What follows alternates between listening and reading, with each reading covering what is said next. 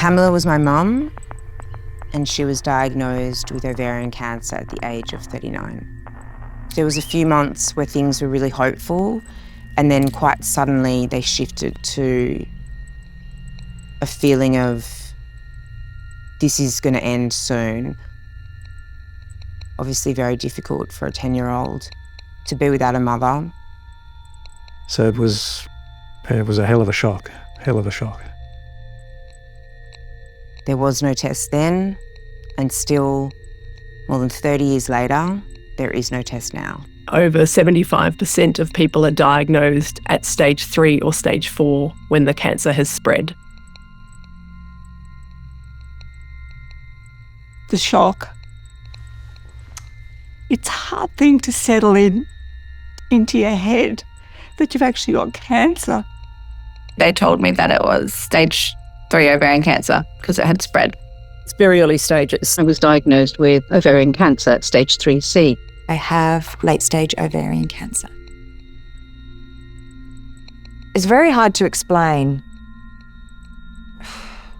It's just all so overwhelming. I actually made the comment to them, I don't know how I'm going to cope. And I remember my friend said to me, "You've got no choice, mate." And that was the truth of the matter. The problem with picking up the disease is that the symptoms of ovarian cancer are very vague. I think there's symptom bias in the sense that I think that the majority of patients who present with ovarian cancer have presented previously with very non-specific symptoms. After speaking to many doctors and scientists, both locally and overseas, we eventually met Professor Caroline Ford and Christina Wharton, who were doing some groundbreaking research into early detection. And this was the breakthrough that we wanted to champion and get behind. So the entire aim of our project is to develop an early detection test and a simple blood test that will pick the cancer up at stage 1 when it can be easily removed from the body. Ovarian cancer has received so little funding because it's part of female reproductive organs.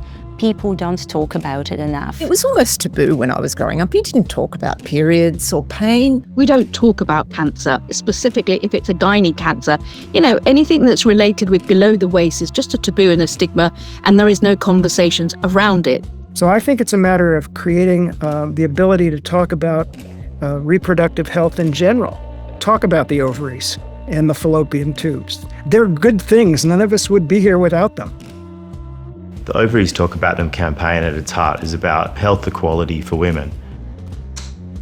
What has been fuel for me is seeing the glimpse that we might solve this. There's one more step, we need one more year, and then we'll be ready to go into clinical trials with patients. The way that it's been configured, it doesn't need to have any special equipment. You don't need to be near a major hospital. Our goal is that the test is accessible to everyone at their GP. If we can get this test into clinical trials, it would be a game changer for women all around the world.